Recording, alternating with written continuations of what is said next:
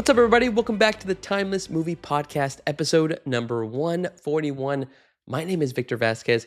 Appreciate you joining me on this episode and this podcast where we talk all things movies.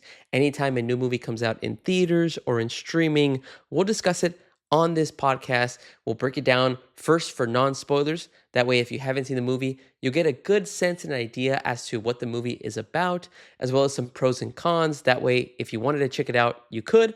And then the second half of the podcast, we go into a little bit more of a spoiler section and we decide, is this movie timeless? Is it something that I could rewatch various different times in the future? And obviously, my opinion will be different from yours, which makes it very fun because we can have a good discussion in the comments as well.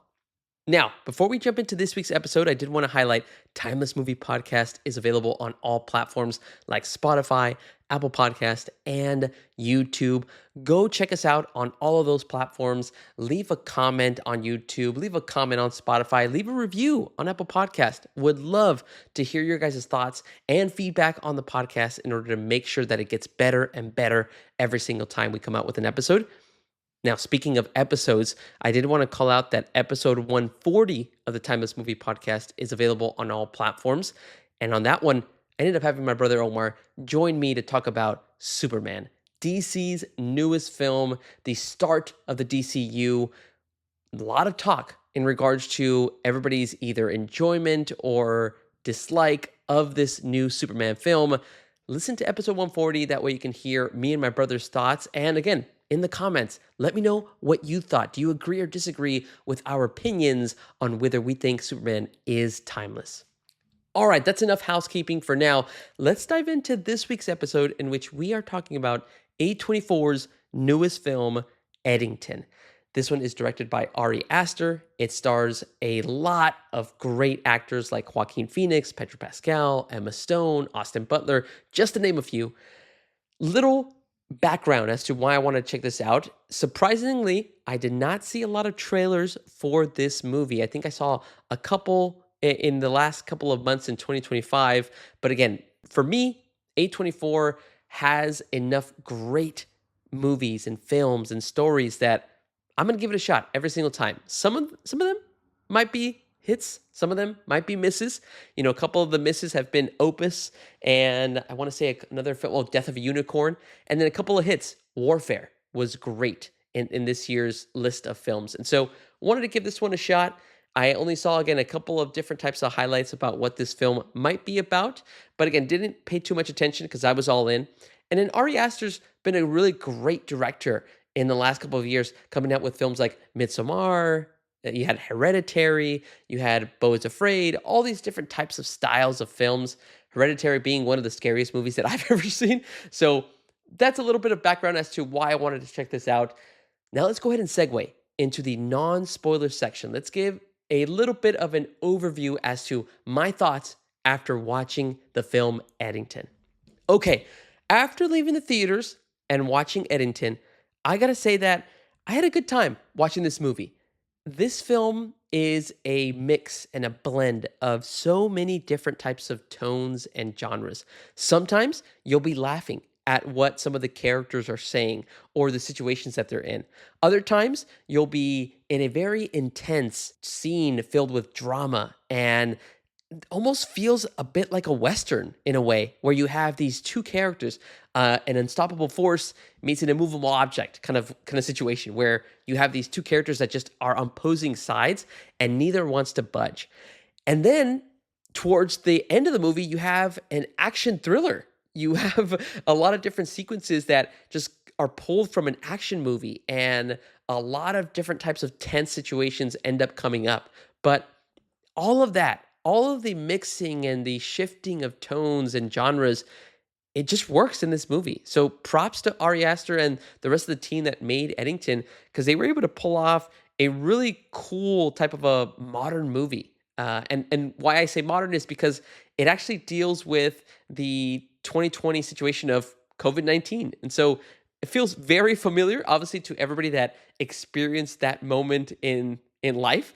But you know, that he was able to just mix in all these different elements and bring it together with a very interesting story that I was not expecting towards the end. Now, the film is not perfect for me. There is one thing that kind of just brought it down just a little bit in regards to its length. But again, I'll talk a little bit about that later. For folks that have not seen Eddington, let me give you a little bit of a synopsis, give you an idea as to what this film is about.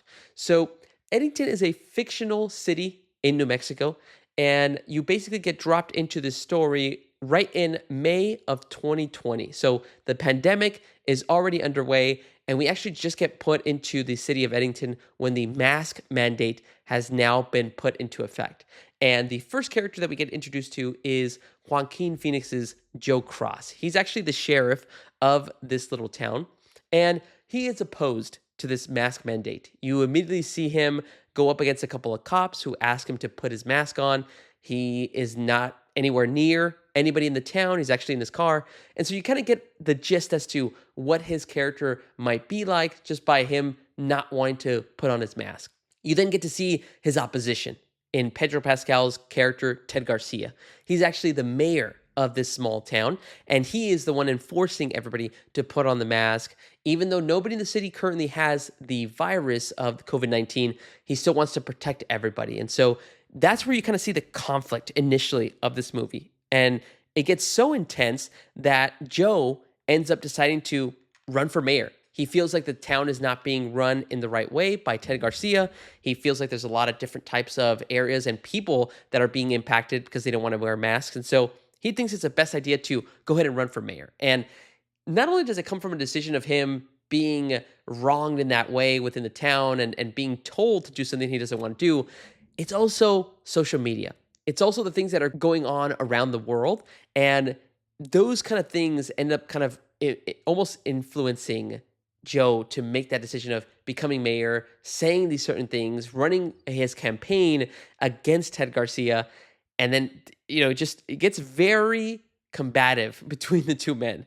But that's just the tip of the iceberg. So that little mayor race in regards to Eddington is just the beginning of all the havoc that ends up happening in this little town of Eddington. A lot of crazier stuff goes down, but I am not going to spoil that. That's just initially the setup of the movie, the first act in regards to Eddington.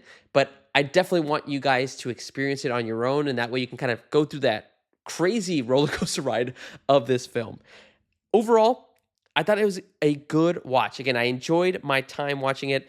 It felt like I don't know if this is going to really make sense, a time capsule of a movie where it's only been 5 years since the pandemic actually happened, yet it feels so far away. And this film is able to, again, bring you back into that specific moment when everybody was getting used to wearing masks. You had different types of protests that were going on around the US. They bring up the George Floyd case. They bring up Antifa. They bring up Black Lives Matter, all this different stuff. So it feels very modern, very of the time. But what I really enjoyed about it is you just don't know where the story's going to go. And those are my favorite types of films and stories is when you and your brain are trying to figure out, well, where the heck is this going? I don't know what the end game is. Is it actually about two individuals trying to become mayor? Is it about something more? Like, or is it about social media just pulling us in a specific direction and making us go against each other? Who knows? But those are the kind of stories that, again, that just kind of I gravitate towards is wanting to understand where is this going to end? And then by the time it did, I enjoyed it. So those are my overall thoughts. Hopefully that kind of gives you an idea. Again, it deals with a lot of different types of topics, a lot of different types of tones, but to me, it all meshes and blends very well for a really great time watching this movie. Now, let me give you a couple of high-level pros and cons. That way you can kind of get even more of a good sense as to whether this is a movie that you would want to check out. First pros that I want to go through is the performances that come out in this movie. Not everybody, but I do want to pinpoint that there are some really great characters that are portrayed here. And again, because we are dealing with such a modern take on a film, again, you're dealing with a time in 2020 during the pandemic. So you have real authentic characters. Everybody feels like a legit person that you have either interacted with in the past or a family member that you knew. Everybody just feels like they just hit a really good type of a reference point, and they're like, "Yep, this is exactly who I'm going to be." If I can call out a couple of characters, Joe Cross and Ted Garcia, Joaquin Phoenix and Pedro Pascal, respectively, both of them really were just standouts for me. They had some very intense moments where they would go face to face, but even when they weren't together in the same scene, each character was so unique in regards to what they were facing in Eddington. Again, if I had to pinpoint one specific character that I enjoyed the most, I'm going to go with Joe Cross as Joaquin Phoenix. I mean, Joaquin is always he's just killing it in every role. He always does something different, and his accent in this one is pretty well done as well. But his character, I think, what I enjoyed the most is he plays a certain way in regards to his character as a sheriff within Eddington. He again he's not incompetent, but he just seems like he's not doing it for the right intentions. He's doing it because he might be influenced by social media or might be influenced by the situation around him. And so you feel like maybe he's not the best sheriff that this town can have. And then all of a sudden, in the third act, something changes. Something completely alters his character. And now he doesn't look recognizable at all to what he was playing in the first act. He becomes more tactical. He becomes more, in a way, like analytical about the decisions that he's making. And so that one shift in regards to his character was just so intriguing to watch. So that's my favorite performance, and something that you can look out for if you're going to watch this movie is Joaquin Phoenix's character of Joe Cross. Now, speaking of third acts, that's going to be my second pro. Is the third act in this movie?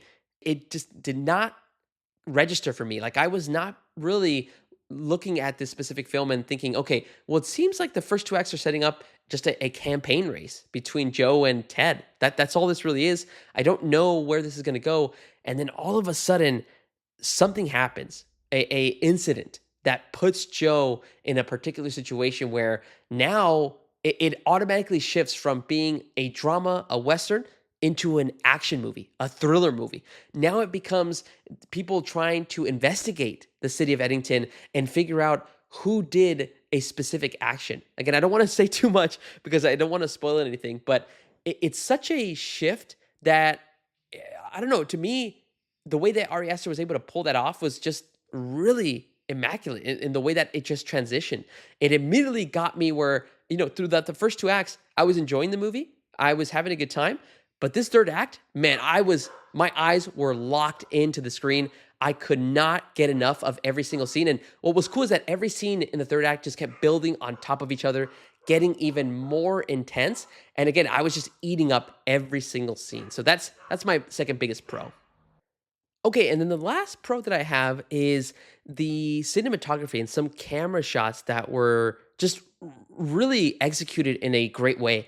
Ari Aster, again, I mentioned some of the movies that he has done for A24, like Hereditary, like Midsommar, like Beau's Afraid. There are certain shots or frames really, that are just so, I wouldn't say like captivating, but more in the way of like, you just cannot look away because it's giving you this very awkward and weird feeling. And there's a couple shots in this film that really got me that way. And one of the shots that was with Emma Stone, her character of Louise Cross. She's actually the wife of Joe Cross. And at one point, she is convinced by this specific type of social media account that she's been following. It basically seems like a cult, that she needs to kind of escape her life in Eddington and just go somewhere else. And in the middle of the night, you have Joe Cross coming into his house and in the driveway. And then all of a sudden, as the car pulls into the driveway, you just see a figure right in the middle of the driveway. And it's Emma Stone's character of Louise Cross. And just how the shot is framed just looks so creepy, so eerie. And again, it just, that little touch that Ari Aster has, he has that experience of having these very scary types of films that he's done in the past with cults, with demonic things, and he's able to still kind of incorporate that in some way. So I thought that was really cool. All right, and then for the cons piece of it, I really only have one. And my biggest con is that the film, you can feel its length.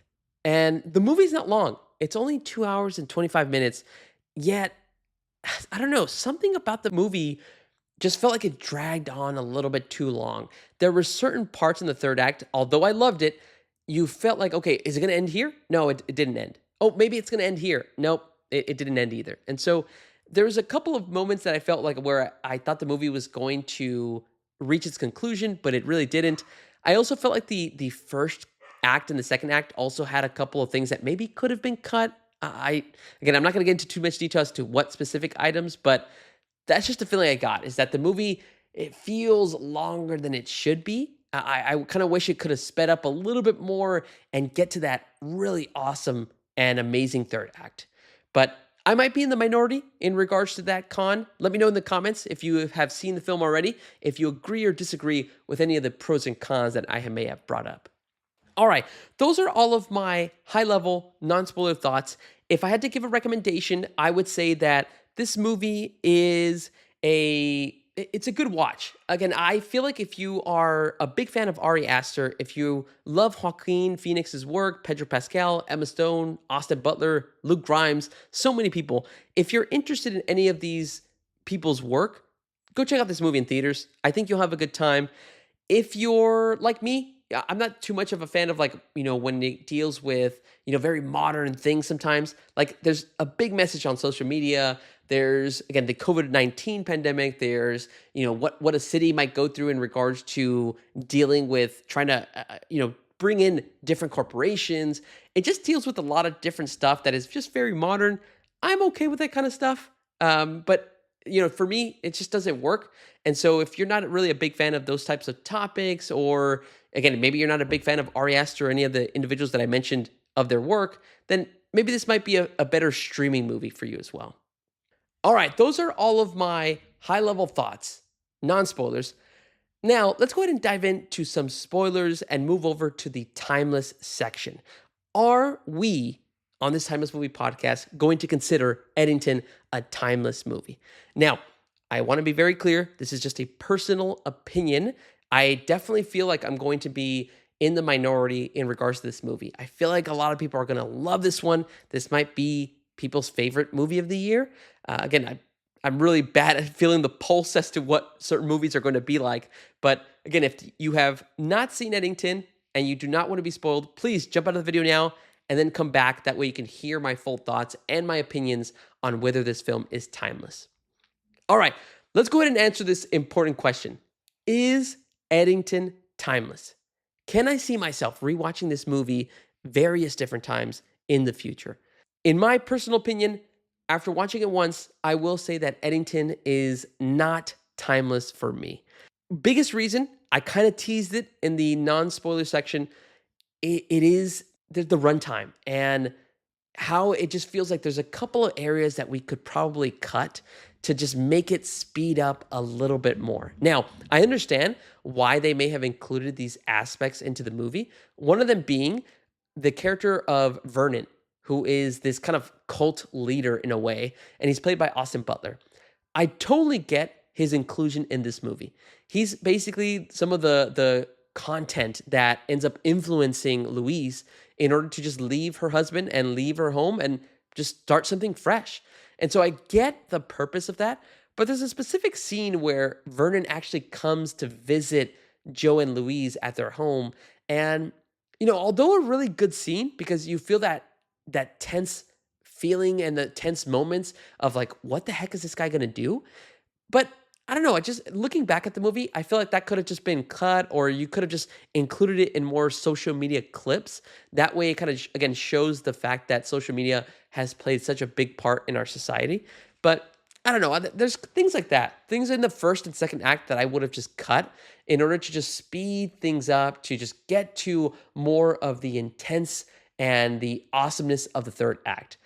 That is just me, though. Obviously, I'm a big fan of action and thriller movies, so I would always shift towards that kind of a tone in a movie. I know that it has to set up those kind of aspects in order to really deliver on having an action movie really hit hard. But again, that's just my slight little nitpick in regards to why I don't think it's timeless is the runtime. Again, it's just there's a lot of things that we could have just cut from the movie, and I still think it would have been successful. Another part as to why I don't think it's timeless is the topics that it's kind of speaking on. Again, I feel like as a moviegoer, I'm definitely more in the camp of wanting to escape. I want to, go to a sci-fi type of a world, visit these places that I've never been, and just kind of get taken to these types of areas that way I can kind of really learn more about, the similarities that other worlds and other places might have to ours. When a movie deals with these topics that are real life, that I experience every single day, not that I don't like them, it's just something that, like, okay, I'm trying to escape from this moment. I'm trying to listen or watch a story that I've maybe never seen before. And although I did get some of those kind of moments here, some of the topics that we're kind of dealing with, right? Like protest and COVID-19 and Antifa and all this different stuff. Social media, I think, is the bigger one, really, that the biggest culprit is we already get so much different types of content, whether it's TV or movies, where social media is the bad guy. Social media is the evilness that we have. And that's obvious. I agree. Social media has definitely made us a type of civilization that has really hindered a lot of areas. It makes us conflict more with each other. It makes us more aware of different things that are happening, and again, puts us in different types of tribes, whether you're on this side or that side. And so I totally get that the movie's trying to portray a point in time of our lives in 2020, but that's one of the reasons why what would not make me want to come back to this movie is that simple fact of like, oh, well, okay, well, we got to go through this again. I remember seeing this conflict of COVID, or I remember seeing this conflict of social media and how it's used, or all these protests. Like, it's just not something that I want to continuously revisit. Although it is a really good point in time and a great point in reference of human history, it's not something that I would want to really go back to. Now, the third act, my goodness, that is something that I would want to go back. So maybe I can skip the first two acts and then get back to that third act of action, because that's really what delivered and what really made me leave the theaters really good spirits of this film of Eddington. Now that we're in spoiler territory, let me tell you what happened in that third act. Really, what led to it was the mayor race between Ted Garcia and Joe Cross. It all leads to a culminating moment where you have Ted basically being accused of being like some type of, let's say, a PDF. Let's say that way I don't get in trouble. But he's accused of doing something that he should not be doing. In reality, Joe Cross ended up, spreading that message. It was not true at all, and so it ends up leading to Joe just being looked at as a liar and not being trusted in the community. And then he ends up getting embarrassed at Ted Garcia's little party. He ends up getting slapped by Ted, which was a great scene. And then everything shifts because all of a sudden, Ted and his son are assassinated in their home. And you're like, that got me to actually audibly gasp in the movie. It's very rare when I actually go, whoa, or, make an actual noise in the theater, but that caught me so off guard. And guess who assassinated them? Joe Cross, Joaquin Phoenix's character. And so that's when everything completely shifts in the movie. And when I was mentioning before, why his performance was so good is because at the beginning, he just seems like a kind of a bumbling sheriff. He's automatically going to assume that he's the right guy to be mayor just because he doesn't want masks to be mandated, and he feels like people are going to follow him. He just assumes certain rumors are true, and then all of a sudden, again, in this third act, he becomes tactical. He becomes this guy that, okay, he just performed a couple of assassinations and murders, but all of a sudden he knows how to get rid of a body, how to get rid of bullets, where not to leave any evidence. And then he plays off these different types of situations as people start investigating him. And he actually is so good that he ends up pinning the blame on somebody else. And he ends up not getting accused of the murders. And so all that stuff in the third act. And then not only does he have to not even worry about this, combative nature of being against Ted Garcia, he has an even more serious matter because in some of his speeches as the candidate that he wanted to be of mayor, he ends up actually accusing Antifa of being some of the reasons why the city has been getting so much chaos. And what ends up happening? This Antifa group actually comes to Eddington and tries to hunt him down. And so it was just unreal, like what this film was building up to, that it was nuts. That was, again, that third act was some of the best stuff that I've seen, and something that I actually wanted to ask you guys. What's a great movie that you've seen, or even a good movie, where the first two acts are setting up for something in the story, and then all of a sudden, the third act shifts into something different altogether? Like some movies that came into my mind was like, you had Cabin in the Woods, you had Parasite, You had 28 Years Later. That one actually came out this year. That one has a really big shift in regards to what you're expecting from the movie. And I think Eddington has a great third act shift that I just don't think people are ready for. And it's just a really good time. So, all in all, not a timeless movie for me, but I will say that this specific third act was just a great time to watch, and I would definitely revisit it in the future. All right. If I could call out any other things about Eddington, since we're in spoilers, again, I mentioned the assassination of Ted Garcia and his son. That was just something that I was not expecting. And then again, you get the Joe Cross just turn. His character is just completely different. It just becomes a lot more of a smarter character with what his decisions are. My favorite scene was going to be actually, funny enough, in the first act, you have this showdown between Joe and Ted. They're in the middle of the street or near the middle of the street. And this is where I get the tidbits of a Western.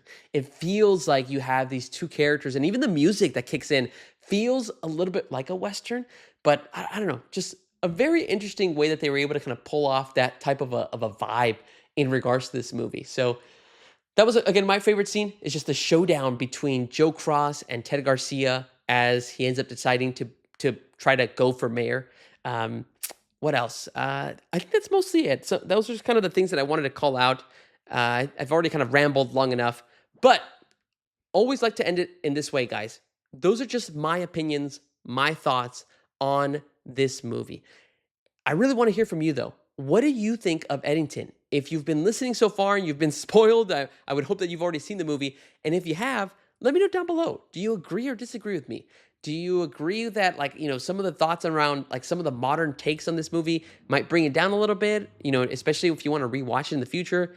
Or maybe I'm just way off. I'm already expecting to be in the minority on this film, but definitely want to hear what you guys have to say and if you think Eddington is timeless. All right, everybody. Appreciate all of you for staying all the way through to listen to my full thoughts on this movie. My name is Victor Vasquez. This has been episode number 141 of the Timeless Movie Podcast. Make sure to check out next week's episode as we have our final Marvel film of 2025. That is right. We are here and we are going to be reviewing Fantastic Four: First Steps. I am beyond thrilled to be watching and covering that movie. So make sure to follow, subscribe, and just make sure you're keeping up with the channel, because as soon as that episode drops, feel free to watch it, listen to it, and let me know if you agree or disagree with my thoughts. All right, everybody. I hope you have a great rest of your week, and I'll talk to you later.